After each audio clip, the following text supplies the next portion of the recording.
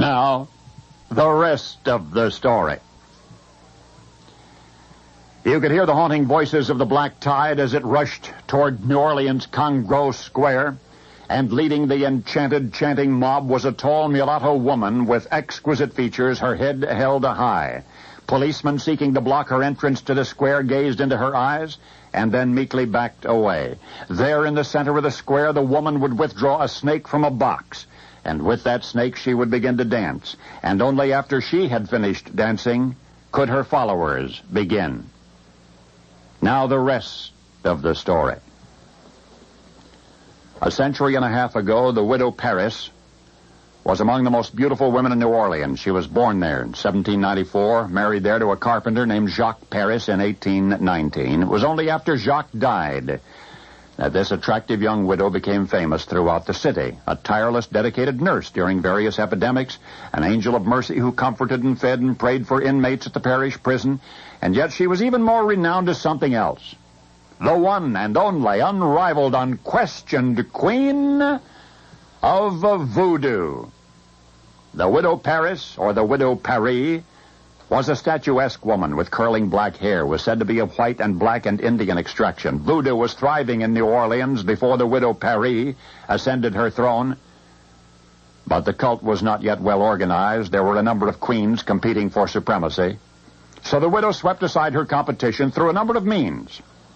First, her extraordinary beauty and personal charm. Those were powerful assets. She was also a media manipulator, a skilled businesswoman who, unlike other voodoo queens, made magic pay.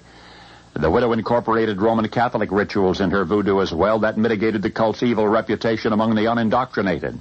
But the main reason, the big reason that the widow rose so swiftly and surely to the pinnacle of her mystical art, the number one secret of her success as the queen of the voodoos, was her amazing knowledge. The widow Paris knew things about the people of New Orleans which it seemed that no person could possibly know.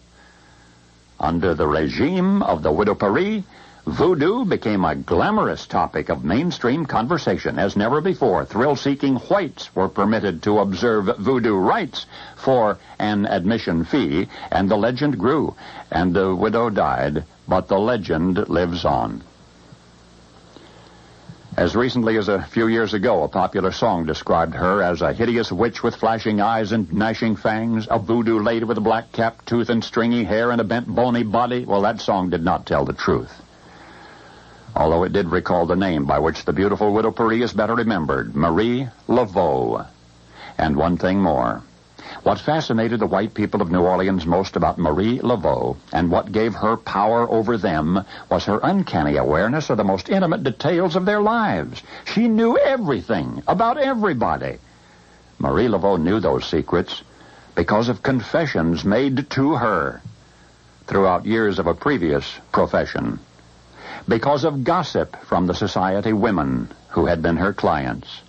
When the widow Paris, the young Marie Laveau, the woman who would one day rule a city from a voodoo throne, when she was New Orleans' most prominent hairdresser?